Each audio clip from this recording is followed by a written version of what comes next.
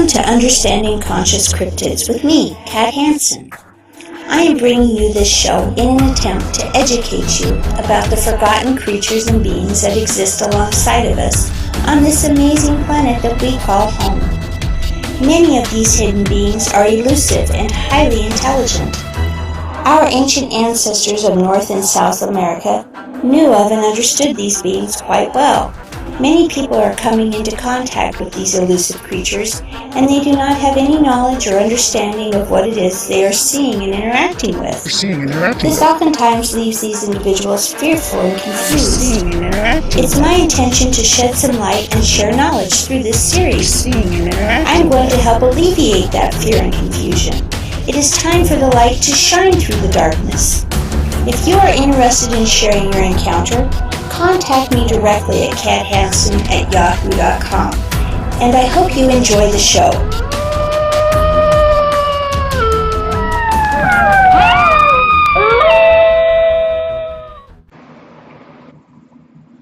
Hi everyone, welcome to Understanding Conscious Cryptids with me, Kat, your host.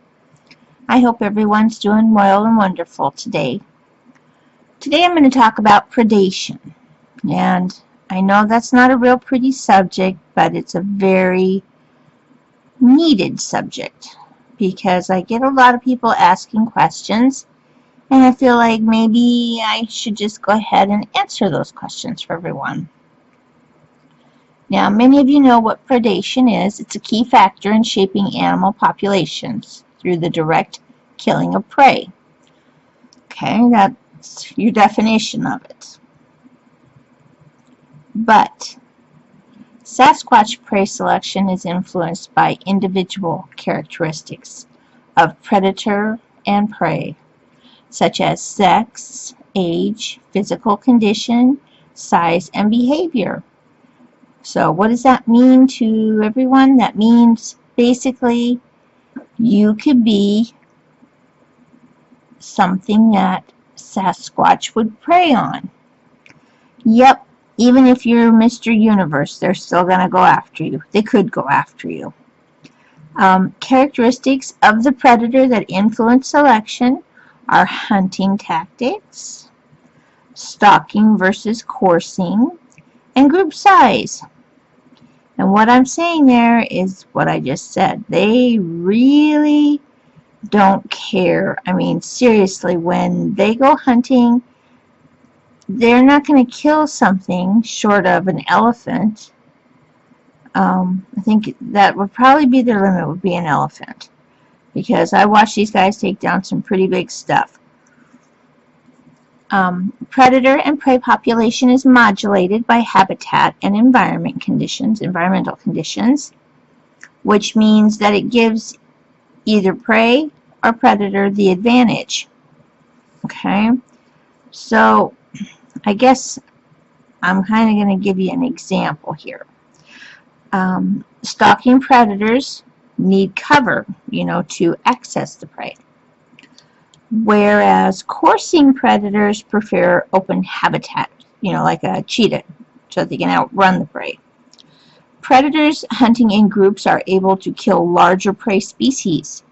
Like I was just saying, they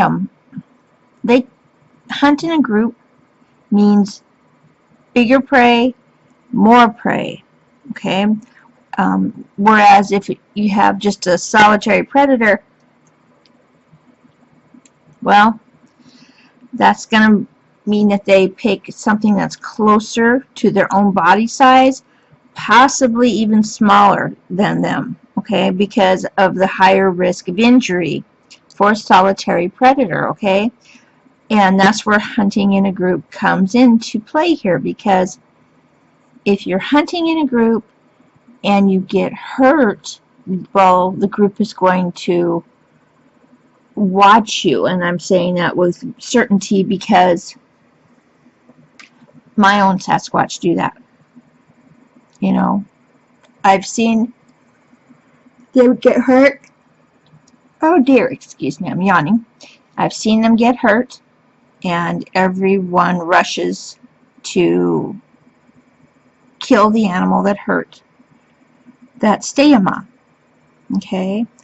for instance, an elk goring one of them. Okay.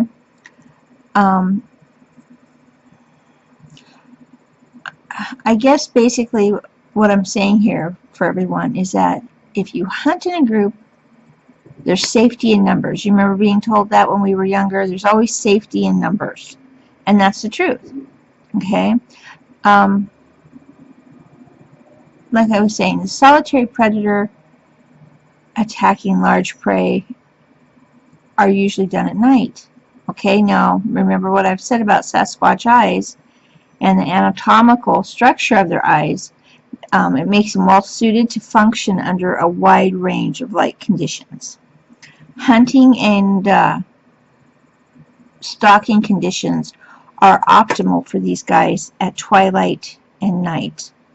Okay, and what I mean by that, because I said before that some of them, not all of them, some of them have an issue with being able to see at twilight. But there are those amongst my group that are, perfect eyesight. And when it comes to twilight, they're like, oh yeah, I can distinguish between, shadows. I can distinguish between prey. And I see where the prey is hiding. With sufficient light to spot prey and with other opportunities to use their camouflage, for stalking, these guys are phenomenal hunters. I'm serious here. They use thick brush cover and some sort of water, usually like a creek, stream, lake, puddle. This is an ideal area for Bigfoot. I've never really met anybody who has made it a full night of hunting the Sayama, going out and trying to find them, track them. Humans don't get through it very well because they're dealing with the night, they're dealing with terrain, and they're dealing with Sayama, which are scary individuals. I mean, if you've done what I've said before and mapped out just how big they are, you should be terrified, and I'm not kidding here when I say that. Now that being said, I'm going to put the shoe on the other foot here. And my Sayama group isn't on the internet. So they don't know what I have to say about all of this. And I'm going to reveal some things here. They like to sleep in trees. I've already told everybody that. But these guys are very vulnerable when they're out and about at twilight. Okay? It's been many times that I have snuck up on them, walked up on them, and caught them totally unprepared for me. And I have a feeling that it has to do with their eyesight. For some reason, there's like that little spot in between daylight and nighttime that just messes with them horribly. Also, too, these guys use the boulder fields and the creek beds, and the stream beds. There's a reason for that. And mostly, it's kind of twofold. First off, they need the energy that is there stored in those rocks.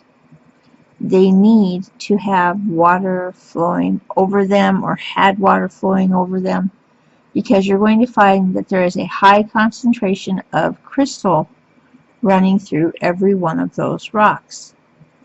Oh, sure, you may find perfect pieces of granite there, but you're also going to find pieces of crystalline structures.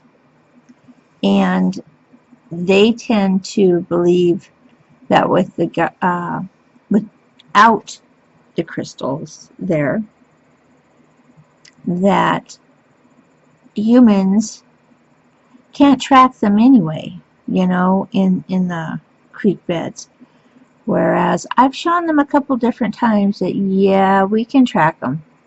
But most of your groups out there are not suited for that. They're not suited for, you know, tracking at night and being there at night without having the use of high-powered flashlights and lanterns and safety in numbers and everything else. The other thing that I want to say here is that everyone knows that stema can put off a horrible, horrific smell. Okay, but they don't do it always. Okay, and the reason for that is pheromones and hormones. Okay, they use them to scare, intimidate, threaten other Sasquatch and other animals in the area. Okay, and these guys know about human beings and our olfactory senses, and they know that we know what the smell of death and decay smells like and what it means. It means run away, Will Robinson, danger, danger. Okay, so they know this about us. So they have taken every chance that they can to use this against us. So they're traveling in ways that we cannot track, at least they think we cannot track, by using the creek bottoms and the trees. They are using their sweat glands, that's what I'm going to call them, to intimidate us. You know, that's another reason that dogs and hounds and everything will not chase them, because they get a whiff of that, and that smell is telling them, if you chase me, I'm going to kill you. Okay, so it's one of those things that it's a game to them almost, you know.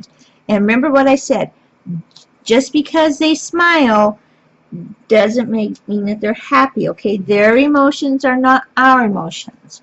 So I tend to look at hunting Sasquatch style as more of a game of cat and mouse. Okay, you remember the cats when they catch mice, how they sit there and play handball with them, you know, making them just wore out before they kill them. Well, that's what a Sasquatch does with humans.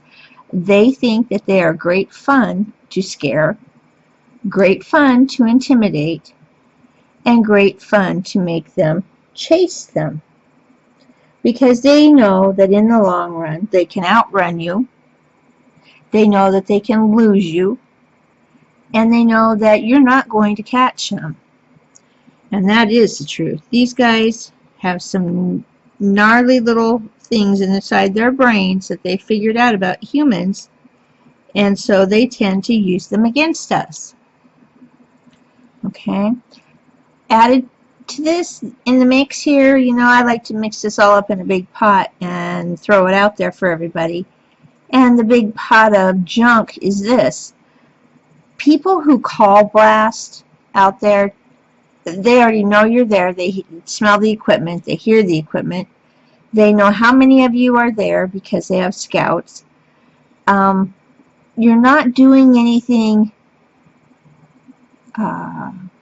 original, and you're not doing anything functional, except maybe opening the way for Sasquatch to play with you.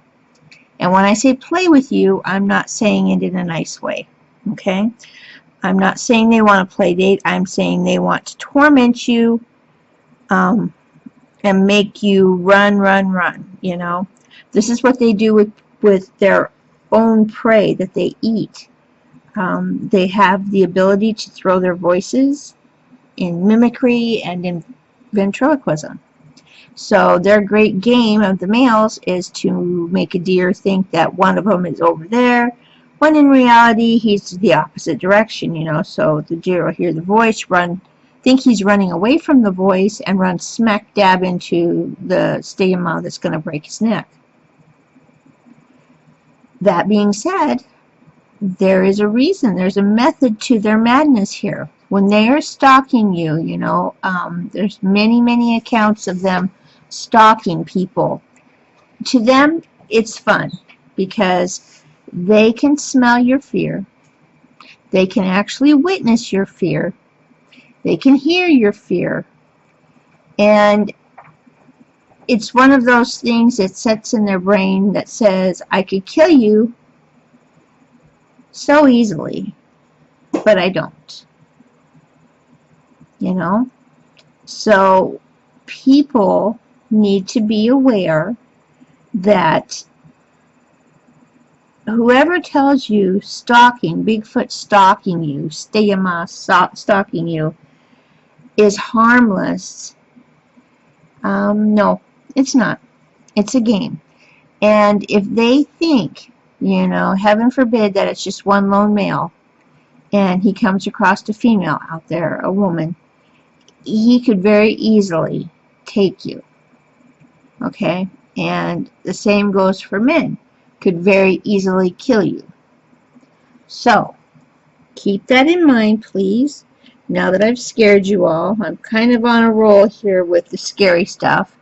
Stuff that I've not generally put out because who wants to hear scary stuff all the time?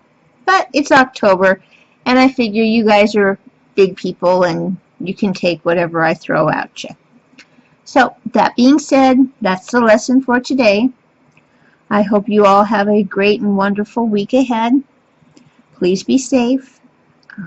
If you would do me a favor, I would really appreciate it if you would hit the like button. And if you want, go ahead and subscribe, and you'll be notified when I put out new videos.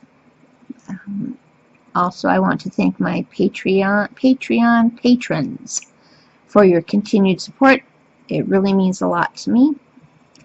And that being said, I will get out of everyone's hair and prepare the next lesson. So that way you can all be scared. Just kidding. But not really. Bye, everyone.